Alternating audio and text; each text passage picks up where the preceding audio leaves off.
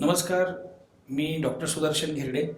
आज आपण परदेशातील वैद्यकीय शिक्षण आणि परदेशात जाताना कोणत्या देशाची निवड करायची आणि ती कशी करायची, कोणते पॅरामीटर्स असले पाहिजेत याबद्दल आपण चर्चा करणार आहोत.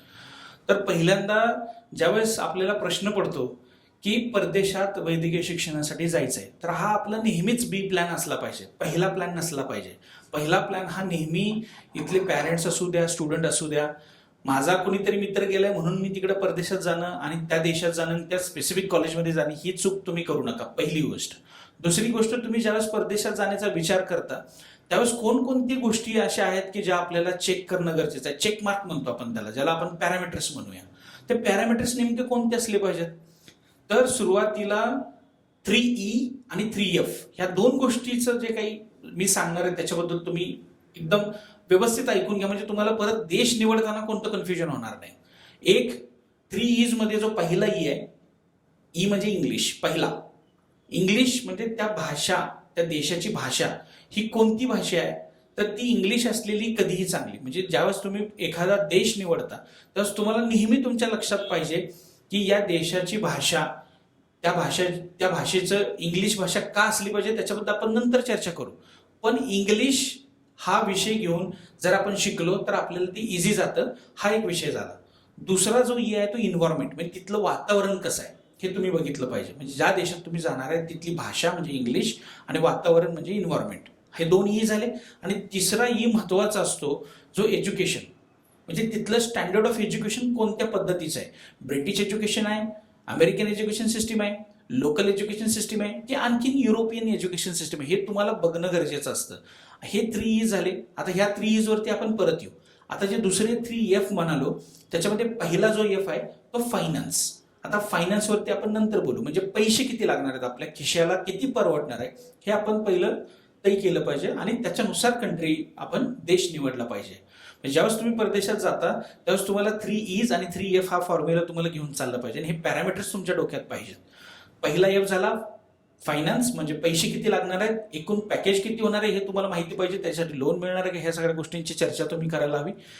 दुसरा जो एफ आहे तो फूड अँड अकोमोडेशन, म्हणजे तिथली राहण्याची आणि जेवणाची व्यवस्था काय आहे हे तुम्ही बघितलं पाहिजे. आणि तिसरा जो एफ आहे तो फॉरेन मेडिकल ग्रॅज्युएट एक्झाम किंवा त्याला नेक्स्ट म्हणूया आपण, ठीक आहे, उद्या येणारी नेक्स्ट.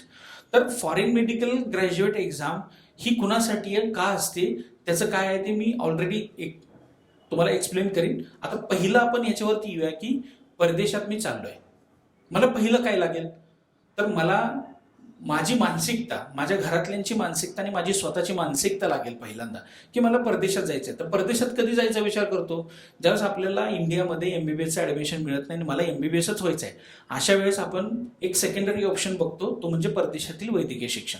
पहिलं तर आपण इंडियामध्ये बघतो, फार सगळे राऊंड्स करतो, सगळं करतो, तो पण परदेशातली संधी गेलेली असते.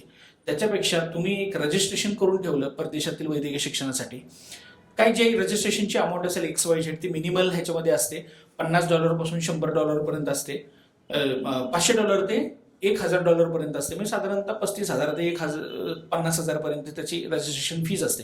म्हणजे तुमचं ऍडमिशन तुम्ही फिक्स करून ठेवा आणि मग इकडे तुम्ही तुमचा रोडमॅप तयार करा की इंडियामध्ये जाताना काय काय गोष्टी आहेत, कोणकोणते राऊंड्स करायला लागतात. मग इथला कन्सल्टंट, जरी तुम्हाला इंडियामध्ये ऍडमिशन पाहिजे तर आम्ही म्हणजे तुम्हाला कन्सल्ट करू, परदेशात चाललं तरी कन्सल्ट करू, पण नेमके हे पॅरामीटर्स काय आहेत ह्याच्यावरती आपण चर्चा केली पाहिजे.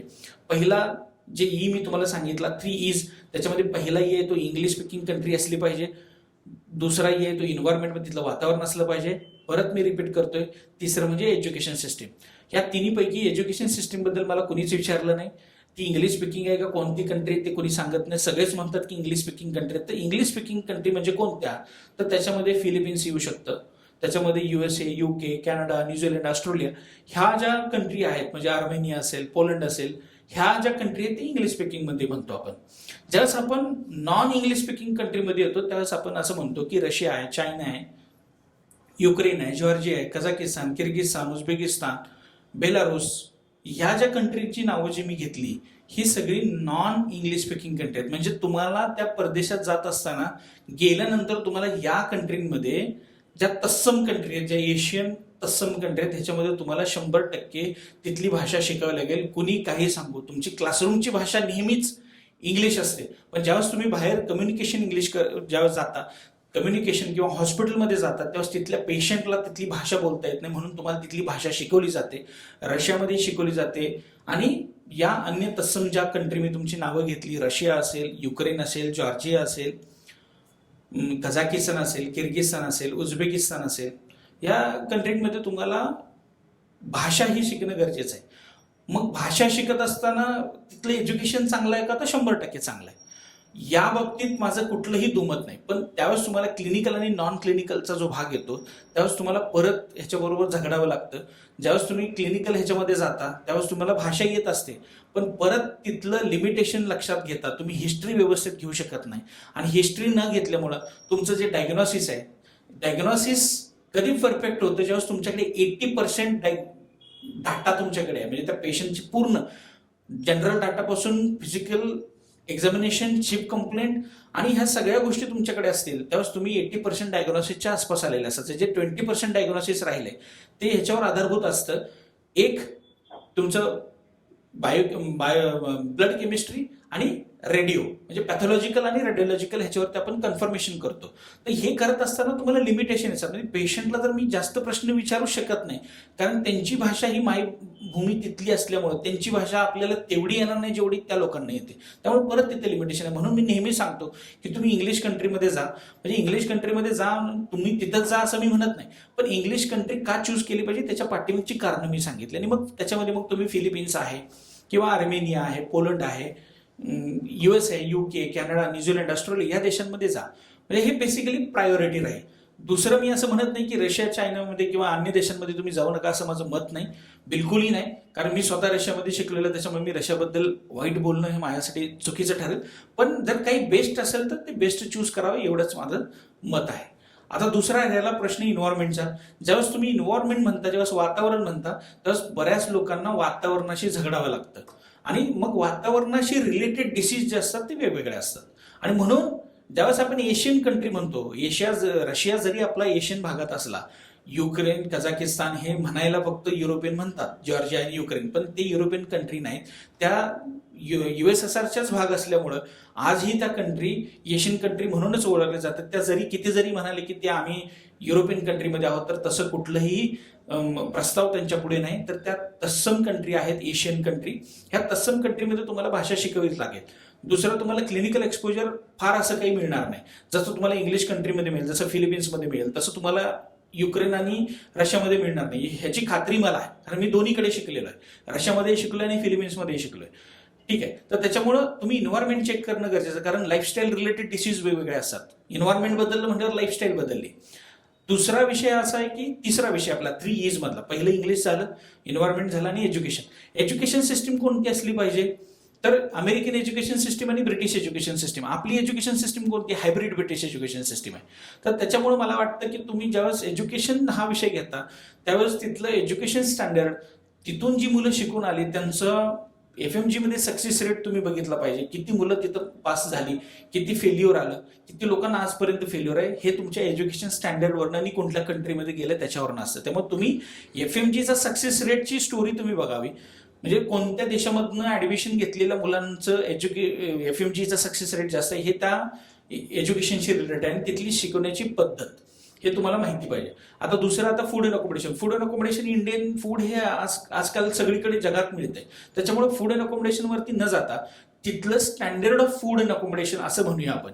म्हणजे एक चांगलं फूड, स्वच्छ, क्लीन, हायजेनिक फूड जर आपल्याला मिळत असेल आणि ते इंडियन फूड असेल, स्वतःला करून खाण्याची पण सवय जर असेल, तर तुम्ही या कुठल्याही देशामध्ये तुम्ही जाऊ शकता, त्याच्याबद्दल काही नाही. पण त्याचा मग एक्सपेन्सेस पण बघितला पाहिजे.